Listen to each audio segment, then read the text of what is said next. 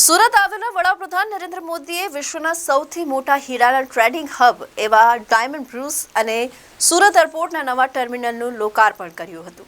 પ્રધાનમંત્રી સુરત આવતા લોકોમાં ભારે ઉત્સાહ જોવા મળ્યો હતો. એરપોર્ટથી ડાયમંડ બ્રુસ સુધી પ્રધાનમંત્રીનો મિની રોડ શો યોજાયો હતો. રોડ શો પ્રધાનમંત્રીના સ્વાગત માટે સવારથી જ લોકોની ભીડ જામી હતી. રોડની સાઈડ પર સવારથી લોકોએ આવવાની શરૂઆત કરી દીધી હતી. લોકોની ભીડને જોતા પોલીસ દ્વારા ચુસ્ત બંદોબસ્ત ગોઠવી દેવામાં આવ્યો હતો. લોકો માટે ખાસ સ્કેનિંગ મુકાયા હતા અને લોકોનું સ્કેનિંગ કરીને રોડની સાઈડમાં ઊભા રાખવામાં આવ્યા હતા. સુરત આવેલા વડાપ્રધાન નરેન્દ્ર મોદીએ વિશ્વના સૌથી મોટા હીરાના ટ્રેડિંગ હબ એવા ડાયમંડ બ્રુસ અને સુરત એરપોર્ટના નવા ટર્મિનલનું લોકાર્પણ કર્યું હતું. પ્રધાનમંત્રી સુરત આવતા લોકોમાં ભારે ઉત્સાહ જોવા મળ્યો હતો. એરપોર્ટથી ડાયમંડ બ્રુસ સુધીના 8 કિલોમીટરના રૂટ પર પ્રધાનમંત્રીનો મિની રોડ શો યોજાયો હતો. 8 કિલોમીટરના રૂટને દુલ્હનની જેમ શણગારવામાં આવ્યો હતો. તો બીજી તરફ રૂટના બંને તરફ બાંબુથી બેરિકેડ કરી દેવામાં આવ્યા હતા અને રોડ પર 10થી વધુ સ્વાગત પોઈન્ટ બનાવવામાં આવ્યા હતા. પ્રધાનમંત્રી રસ્તા પર લોકોને અભિવાદન કરતા ડાયમંડ બ્રુસ સુધી પહોંચ્યા હતા.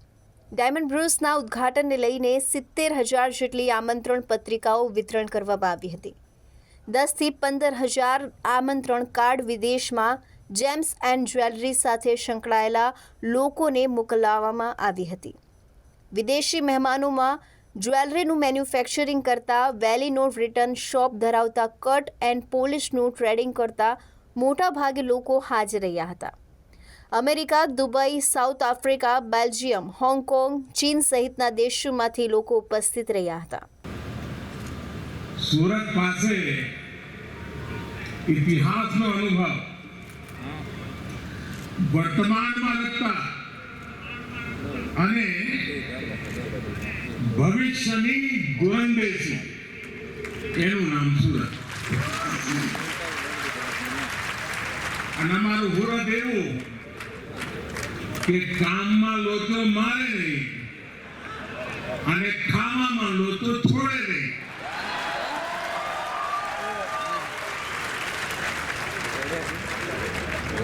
આમ બધી વાતે સુરતીને ગમે તેટલી ઉતાવળ હોય પણ ખાણીપીણીની દુકાને અડધો કલાક લાઈનમાં ઉભા રહેવાની ધીરજ એનામાં હોય.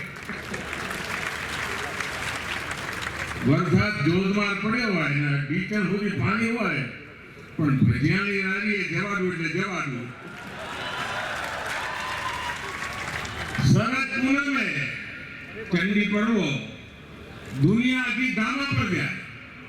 આ મારો હુતી ફૂટપાથ પર પરિવાર સાથે ગાડી ખાતો હોય અને મોજી એવો થાય કે નાકા પરનું સર્કલમાં અહીંયા આટો મારવાનો છે પણ વિશ્વ આખું ફરે. મને યાદ છે 40-45 વર્ષ પહેલા